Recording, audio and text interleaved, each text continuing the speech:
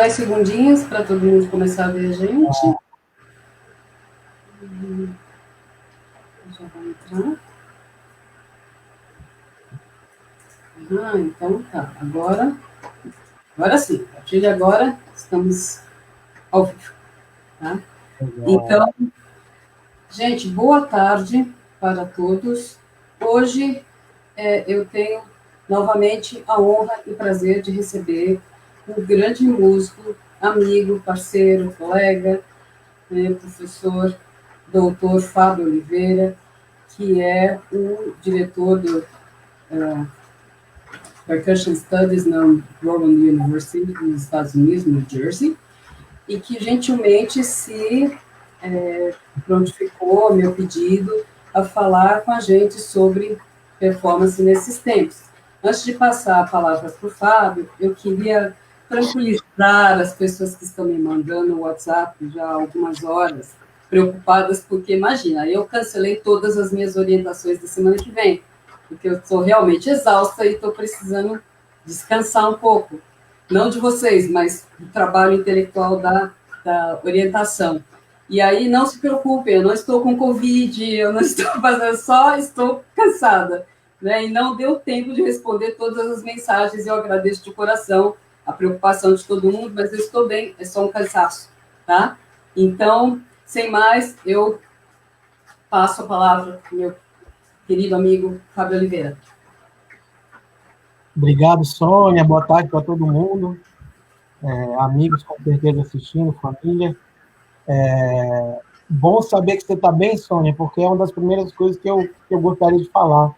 Acho que em tempos de Covid, a gente começa sempre uma conversa realmente perguntando como é que as pessoas estão, como é que o interlocutor está. É a coisa mais humana de se fazer, é isso, e quando eu escrevo, quando eu converso com as pessoas, eu tento saber realmente, né, se você tá bem, como é que estão as pessoas. Eu tenho uma fala aqui que vão ser diferente talvez de alguns outros convidados que estavam mais apresentando um projeto de pesquisa ou resultado de pesquisa. A minha fala é mais para levantar alguns aspectos referentes à performance e mais fazer um relato do que eu tenho visto e da minha experiência atual aqui nos Estados Unidos. Eu vou fazer em 5 pequenos tópicos e no final a gente deve ter algum tempo para responder algumas perguntas. Tá, fica à vontade, Fábio. Ótimo. E aí, então, a primeira coisa, eu começo com um disclaimer, né, o tal do aviso legal, né? Eu acho que a gente não pode esquecer que o que a gente está passando é um momento de gigantesca excepcionalidade, né? Isso traz junto ansiedade, preocupação, uma constante sensação de insegurança. A gente tem que lidar com diversas coisas na casa, simples, como é que eu vou me alimentar, como é que eu vou para a farmácia pegar o meu remédio. A gente, às vezes, está como é o nosso caso, com criança dentro de casa, a pressão do trabalho, que talvez não para, né? As orientações, né? Não, tá. Aumentou, na verdade. E, às vezes, a gente está também com medo com relação ao nosso próprio bem-estar, da nossa família imediata, familiares e amigos. E aí, esse aviso legal, a primeira coisa que eu gostaria de falar é que eu acho que, nesse momento, ninguém tem obrigação nenhuma de ser produtivo. Ou que a produtividade, nesse momento, ela vem com um grande asterisco na frente, sabe? Como segue o trabalho. Obviamente, isso é mediado pela necessidade imediata do trabalho, e eu posso dizer um pouquinho mais para frente como é que isso me afeta, mas se a gente tem uma vontade de ficar agachado, encolhido no canto, sabe, diante do que está passando, tudo bem. E até um certo ponto a gente pode resistir sim à pressão de ser produtivo nesse momento, ou pelo menos pensar sobre o que isso significa na nossa produção. Então esse é o primeiro pontinho. Outra coisa, tendo a ver com isso, é pensar que num momento desse, cada pessoa reage de uma forma completamente diferente a tipo de trauma, estresse, trauma. Então, é importante a gente ajustar a expectativa da nossa própria produção. Eu sei que no mundo normal todo mundo deveria estar fazendo isso, ou eu gostaria de estar fazendo isso, mas a gente pode e deve permitir espaço para readequar nossa própria expectativa com relação à nossa produção e também com relação à produção dos outros, dos nossos pares, dos nossos colegas, dos nossos alunos. É a coisa humana de se fazer. Então, esse acho que é o primeiro, voltando à parte humana, saber como as pessoas realmente estão e permitir espaço para entender e compreender, se colocar na situação da pessoa, acho que é super importante. Essa é a primeira questão. Segundo aviso legal, vamos dizer assim, o disclaimer que eu tenho, é que eu vou falar um pouquinho, mas isso é uma experiência do que a gente está vivendo aqui, né? Cada lugar, cada país, cada estado, cada município, ou mesmo cada instituição tem uma própria estratégia de lidar com a crise, e aí, portanto, a gente precisa entender que as soluções para cada lugar são diferentes, o timing que ela corre é diferente, né? Às vezes a Europa, nesse momento, está pensando em começar a abrir para performance, os Estados Unidos está começando a projetar, e talvez em outros lugares, ou talvez no Brasil, a gente ainda não esteja nesse ponto de pensar abrir uma sala de concerto, e isso em todas as áreas, né? Então, a gente pensar que os timings são diferentes. Outra coisa é identificar que há um limite de aplicabilidade de solução, ou seja, as coisas que eu posso discutir que a gente está pensando para fazer aqui na universidade, nem tudo, ou às vezes muito pouco do que a gente está pensando, ou que pode funcionar aqui, pode se aplicar no Brasil, por exemplo. A grande questão, porém, é que a gente precisa reconhecer que, independentemente das abordagens distintas de qualquer lugar, é fato que a crise é muito séria. Ela já modifica e vai continuar modificando de maneira substancial o mundo no qual a gente vive, o mundo no qual a gente faz música, o mundo no qual a gente leciona, trabalha, milita, cria uma família, estabelece os nossos laços, né? Pensando na dimensão da crise, saiu essa semana aqui nos Estados Unidos, já são 39 milhões de pedidos de seguro-desemprego nas últimas 9 semanas. Quando se discute a quantidade de empregos perdidos aqui, sempre o prefácio níveis de desemprego da Grande Depressão, ou seja, aquilo que a gente sempre ouvia como o momento talvez mais marcante do século XX, né? A gente está atualmente aqui nos Estados Unidos nesses níveis de emprego. Obviamente, cada país lida, a Europa tem lidado de maneira melhor com isso, o Brasil tem lidado de uma maneira, e aqui nos Estados Unidos são 39 milhões computados essa semana, nas últimas 9 semanas. Então, isso é só para a gente contextualizar, reconhecer que não são tempos normais, nenhum de nós passou por isso, né? E esses 39 milhões têm repercussões imediatas, agora, tem repercussões para o futuro, e, com certeza, influem muito na nossa maneira de produzir arte, nosso ímpeto de produzir arte, meu ímpeto de estudar marimba, o ímpeto da Sônia de tocar o contrabaixo, com certeza, de uma maneira ou de outra, ninguém está imune a isso aí, tá?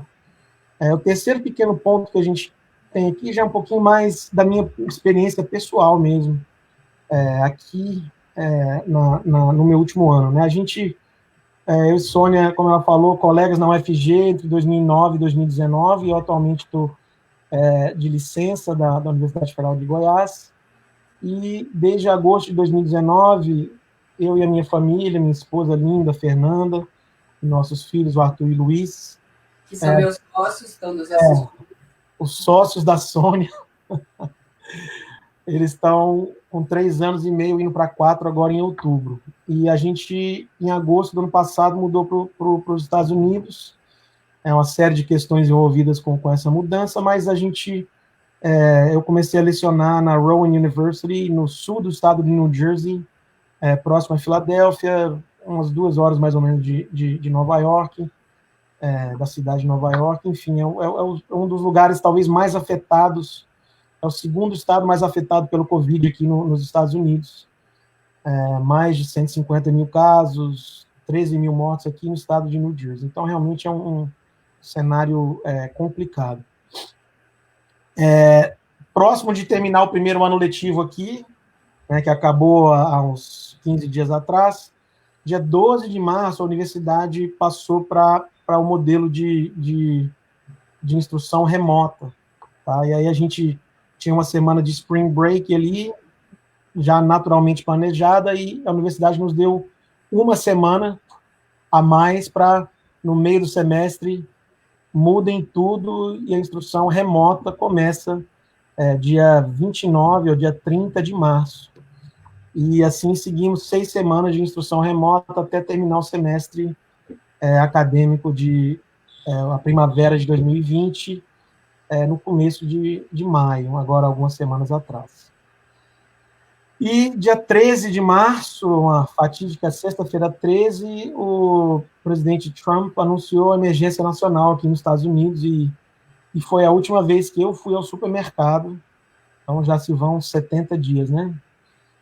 Que eu saí de casa para fazer essa função. Bom, nesse momento que a universidade passa a instrução remota, é o momento em que o meu instinto, primeiro eu estava no corredor da universidade, e aí eu conversando com o pró-reitor e alguns colegas, no dia 12, na verdade dia 13, a fatídica sexta-feira 13, e aí algum deles comentou, já está faltando água no Walmart, tá não sei o quê, aí eu estava no corredor da instituição, eu pensei assim, cara, o que eu estou fazendo aqui, né?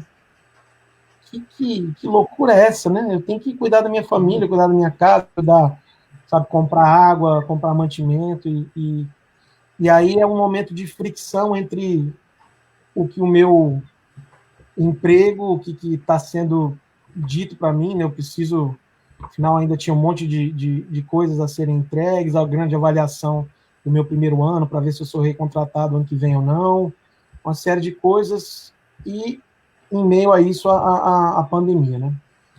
Então, quando eu digo que a gente tem que questionar a ideia de produtividade, eu também não estou imune ao fato de que eu tenho um empregador que me exige que eu faça coisas, talvez, às vezes, até contra o meu próprio instinto, no momento.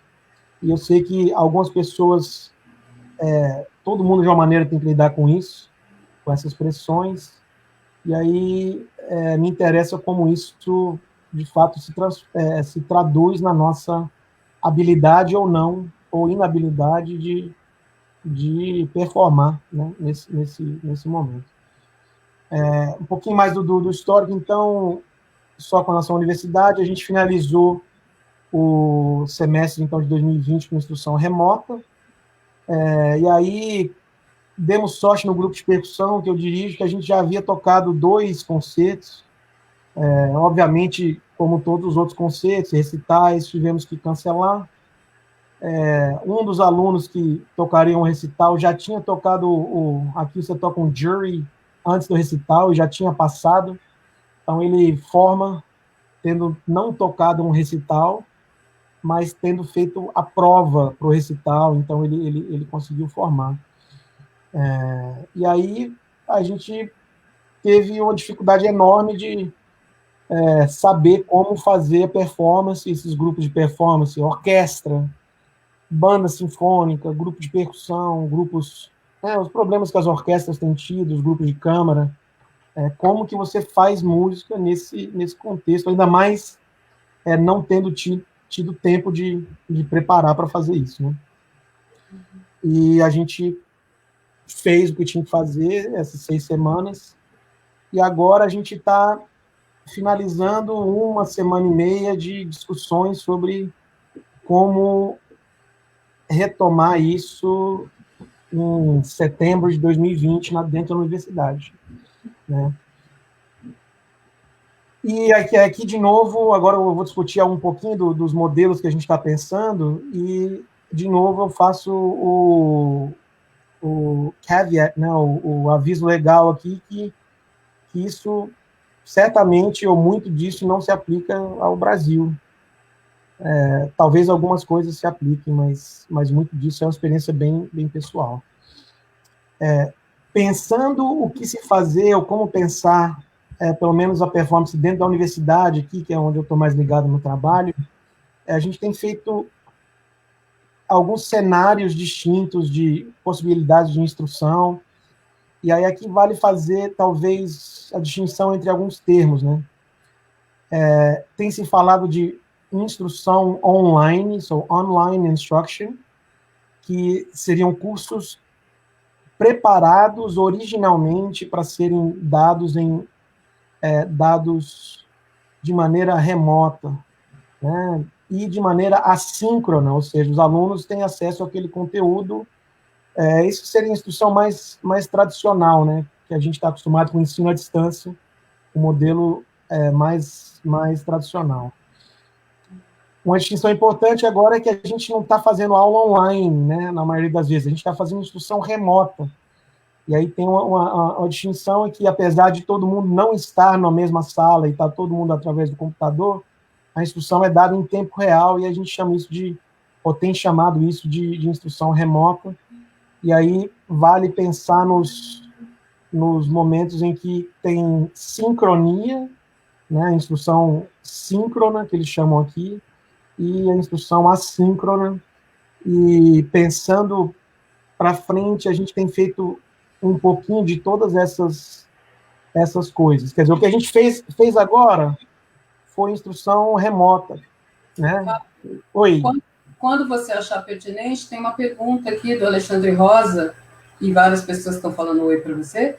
Ele está perguntando, Alexandre Rosa, contrabaixista, né, se a instrução remota dá mais trabalho ou não. Eu acho que a instrução remota, ela, de uma certa maneira, ela foi o default, né? Ela foi para onde a gente foi, porque ela não exigia que a gente tivesse que botar todo o conteúdo. Se eu vou fazer instrução online ou modelo de educação à distância tradicional, uma faculdade no Brasil, por exemplo, eu preparo, eu filmo, eu gravo todas as palestras de antemão, eu subo todo o material, eu subo todas as avaliações, o curso está preparado e pronto e fechado.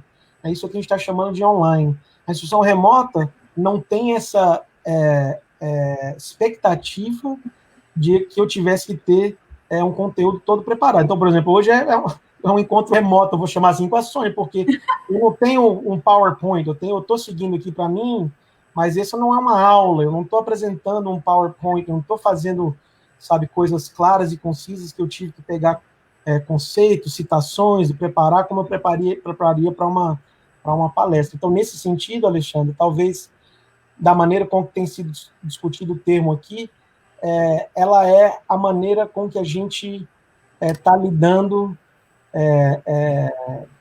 de resolver o problema da maneira mais rápida. A gente também pensando que tem duas questões aqui. Uma, pensar a instrução remota para setembro, agora no começo do ano letivo, como uma opção para as disciplinas, e a gente não vai seguir, talvez depois de um ano e meio, quando voltar à normalidade, são disciplinas que a gente não vai querer que elas sejam dadas online.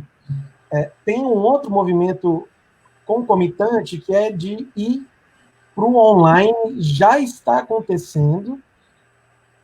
As disciplinas de teoria musical, por exemplo, e algumas de história, já estão sendo colocadas online agora, para começar online em junho, os alunos de verão, para que em setembro, muito do que aconteceria com o instrutor em tempo real já vai estar disponível na universidade para ser instrução online, e que todo semestre você vai voltar para aquele conjunto padrão de palestras que já estão pré-gravadas. Então, isso é uma pressão enorme no sistema dos docentes que não tem segurança. Vocês podem imaginar, somos um departamento de 105 docentes, dos quais 20, eu entre os quais, tem tenure track, né, que tem um caminho para um tipo de estabilidade, mas os outros 84 são como um professor substituto, né? E aí, de repente, a gente tinha, por exemplo, 21 turmas de apreciação musical acontecendo no último semestre, tá?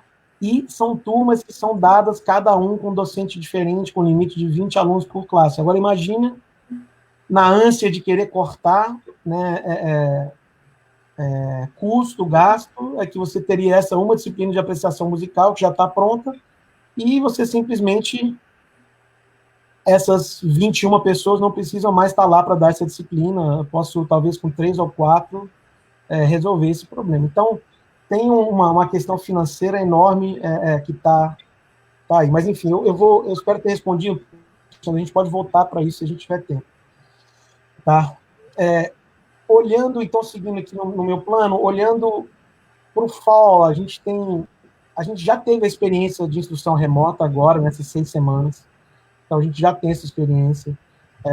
O outro cenário possível, pouquíssimo provável, é que tudo tivesse de volta ao normal, que seria, isso a gente já sabe fazer também, que é dar aula no campus.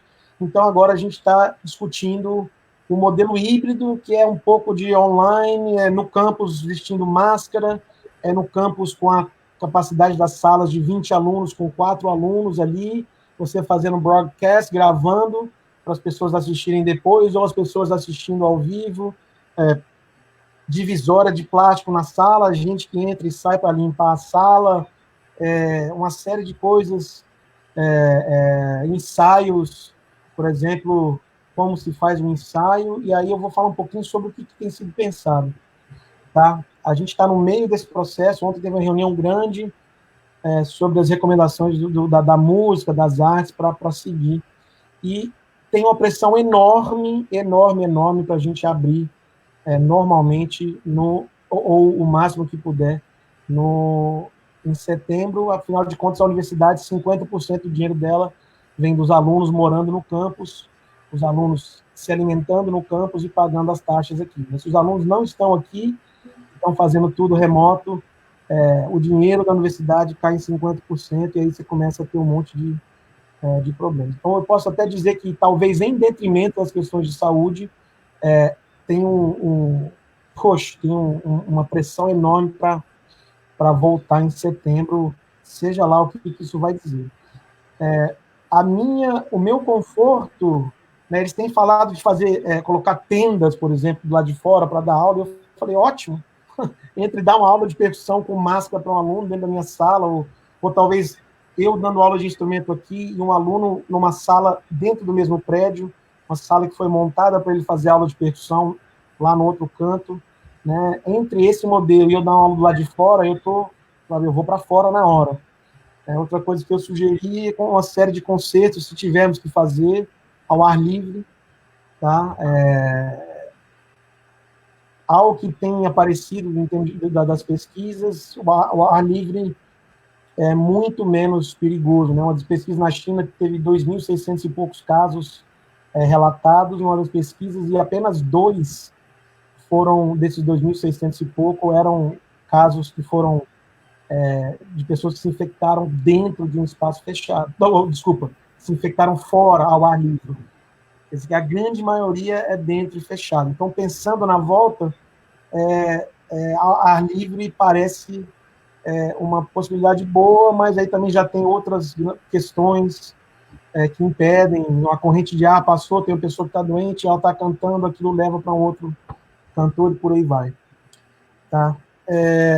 Recitais dos alunos, por exemplo, tem que ser discutido montar o teatro, deixar o vídeo, áudio pronto para que um aluno possa entrar com um pianista numa sala de 1.000 e poucos lugares, ele possa ir lá e fazer um recital remoto, por exemplo, né, que ele possa fazer um broadcast daquilo, mesmo que não tenha ninguém na plateia. E aí vem a questão, por exemplo, da equidade, né? A gente dando aula e nesse semestre os alunos tiveram que submeter vídeo de performance e tal, você vê que né, alguém está em casa com o bisavô sentado no sofá e está gravando a prova de violino, né? A maioria está dentro do basement, a maioria tem gente que não tem computador, gente que não tem como gravar, gente então assim, tem problemas que a universidade está tentando mitigar, conseguiu, para aqueles que não tinham computador e tiveram que ir para casa, a universidade conseguiu dar computador para eles. Tem se falado, uma das sugestões é a gente dar um kit um gravador, Zoom, com vídeo. Vídeo, áudio. Para isso, ganhar um kit desse. Tem universidades na Califórnia que fizeram isso já, e a gente está num lugar aqui que sempre tem problema com a renda, mas é possível que pelo menos mais da metade das pessoas, os alunos que precisem disso, a gente consiga dar um kit para que todos tenham acesso a fazer uma gravação e até permitam outros tipos de projetos naquele modelo de colaboração, orquestra, banda sinfônica, de poder gravar alguma coisa e apresentar. Então, enfim, acho que eu passei bastante tempo nesse tópico aqui. Talvez 5 minutos. Isso, só para a gente não passar muito. A última coisa aqui é o papel das organizações de classe para essa reabertura. Eu sou o compositor da peça Feras Engaioladas. Aconteceu alguma coisa aqui. Especialmente a convite do mestre Abel Rocha para esse projeto. O que está acontecendo aqui no meu computador? Desculpa, Sônia, só um segundinho aqui. O título dessa ela já está tocando aqui, né? E ela tem um duplo sentido, tanto da palavra fera. Palestra, alguém quer roubar seu horário aí. Isso, mas fera também a gente se remete ao. Esse aqui é o Leonardo Martinelli, desculpa, gente. Tá. O papel das instituições de classe, aqui, aí eu posso perguntar para a Sônia depois, quando tiver um tempinho, mas a Associação das Bandas Nacional de Bandas dos Estados Unidos, a Associação dos Corais Nacional nos Estados Unidos, todos estão encomendando pesquisas, pedindo para os pesquisadores darem recomendações, indicar boas práticas, para que, se a gente tiver que estar no campus o mais rápido que tiver, que a gente tenha ciência do nosso lado, que a gente tenha essas recomendações das associações de classe. Então, talvez a Sônia pode falar um pouquinho, se for o caso, mas eu fiquei curioso para saber como é que estaria a Abrapem, a Ampom, as associações de campo, a produção cultural no Brasil, como é que elas estariam pensando isso, mas eu acho super importante esse engajamento mesmo, militância nas associações de classe, para que, se a gente tiver que voltar, ou quando tiver que voltar, que isso seja feito de uma maneira estudada. Olha, posso te dar um feedback em 30 segundos aqui, que o que eu posso falar é da Abrapem, porque eu a presido, né? Nós optamos por fazer um congresso 100% online, e a chamada está saindo em 2 dias, e o tema do congresso é ligado à performance em momentos de Covid. Então, a gente está totalmente dentro querendo que o Congresso gere frutos nesse sentido. Perfeito. E aí, então, para finalizar, eu falei um pouquinho da minha experiência aqui, a última coisa que eu colocaria é, pensando, ideias que se colocam para frente, eu vi ontem um manifesto do Fórum Brasileiro de Ópera, Balé e Música de Concerto, e eu acho que eu coloquei o link aí tem uns links de notícias e algumas coisas que eu talvez falaria, mas não deu tempo. Eu coloquei isso na chamada aí da live no Facebook. Vocês podem procurar um manifesto, mas o que o manifesto está dizendo é que a política cultural, o planejamento, dada a crise, é absolutamente urgente. Então, a gente não pode também ficar parado assistindo as coisas acontecerem, porque é um momento como eu falei no início, de excepcionalidade tão grande que começa a se aplicar aquela questão do capitalismo de desastre, que usam a oportunidade para começar a tirar direitos e fazer coisas que a gente tem sentido isso no campo cultural. Bom, essa é uma das coisas. Tem várias maneiras de tentar buscar o engajamento com o público, e eu tenho visto isso aqui. A gente tem uma série de concertos que está live to your couch. Eu tenho visto as lives diárias do CCUFG em Goiânia, a Orquestra da Filadélfia aqui, assisti alguns chats com os músicos. concertos virtuais da Orquestra Filarmônica de Goiás, música de câmara, música virtual, Concerto Sinfônica de Goiás, Sinfônica de Goiás Jovem, que eu tenho visto aí mais. Tem diversas maneiras de buscar um engajamento com o público que está acontecendo. É importante a gente pensar que trabalho tem que ser pago, tá? Então, coisas que, vamos fazer um concerto de graça, é bom para o seu currículo, é bom, vamos tomar cuidado, porque, de repente, quando voltar à normalidade, a gente agora mesmo está pode estar cavando um problema para a gente na frente. É um problema pensar em normatizar essas produções tipo banda e orquestra virtual, todo mundo já viu, né? 400 pessoas tocando juntas e tal. Isso é ok para quem pode fazer, que tem uma equipe, por exemplo, a Casa do Choro, e lá no Rio, a Escola Portátil, fizeram um vídeo bonito do bandão tocando remotamente, mas eles têm uma equipe inteira que trabalha para isso e pode produzir isso. Não se pode esperar isso de um professor, sabe, de uma banda municipal. Agora, quer dizer, o prefeito viu mas eu estou vendo que todo mundo faz as bandas com 300 músicos.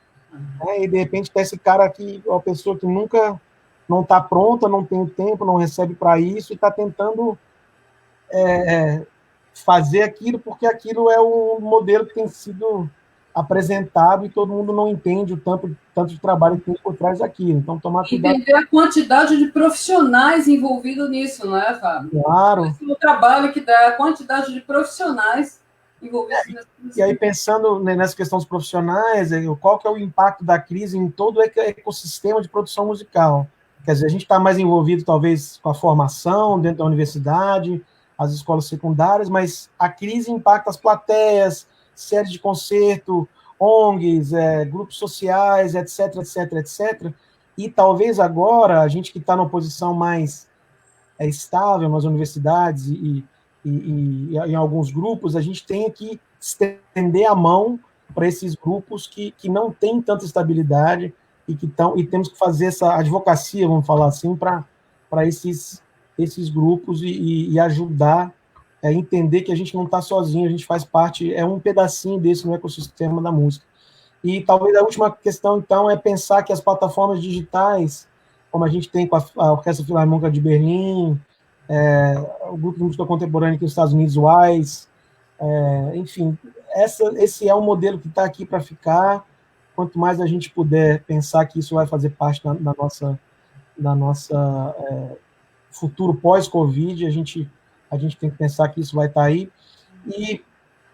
E aí, só espero que num futuro próximo a gente possa olhar para trás as lives, por exemplo, em que alguém cai na piscina, né?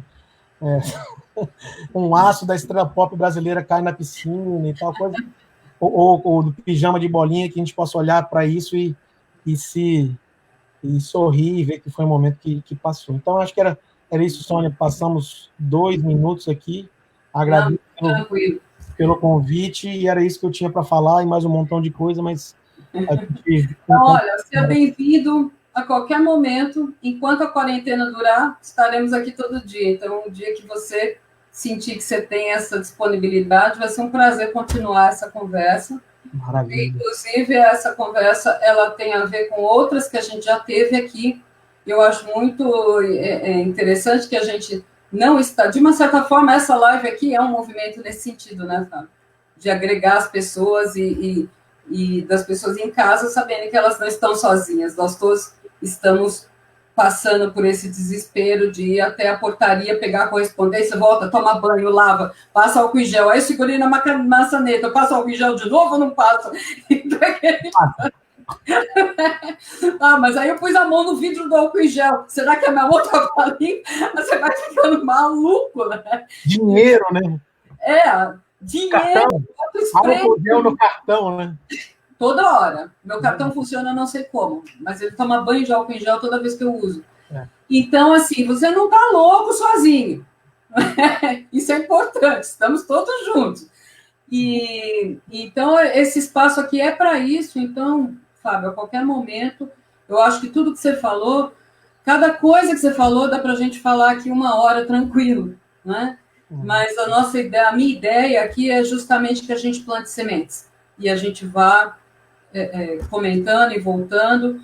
Tem muitas pessoas que entraram e estão falando, oi, que bacana, oi, Fábio, que saudade, Verônica, Aide, cheio de coraçãozinho, né? Eu sei que os meus sócios estão assistindo, então, né, Luiz, Arthur, beijo da tia sócia. Fernanda também, né? Fernanda, né? Obrigado por segurar a turma aí enquanto o Fábio fala, senão estaria um em cada ombro, com certeza, tá? E, gente, amanhã estamos aqui, então, 15 horas, né? Álcool em gel, paciência, todas aquelas coisas que a gente tem que manter. E, Fábio, muitíssimo obrigada. Obrigada a todos vocês que estão aí, do outro lado. E obrigada a todo mundo que eu sei que entra depois e assiste. Vocês não têm acesso a essas estatísticas, mas, em média, cada post aqui, cada live, tem, em média. Bom, aqui teve menos visualização, teve cerca de entre 80 e 100, e passamos de 320 em algumas. Então, todo dia. Então, tem muita gente que eu acho que está se beneficiando disso, e eu fico muito feliz. Tá? Maravilha. Obrigado, Sônia, obrigado a todo mundo, e vem no privado aí, no WhatsApp, a gente continua a conversa, ou no Facebook a gente continua a conversa, tá bom? Tá, Fábio, entra lá, tá? Depois. Entra lá, que tem muita gente mandando recadinho para você. Tchau, gente. Obrigada. Beijo. Beijo. Pois.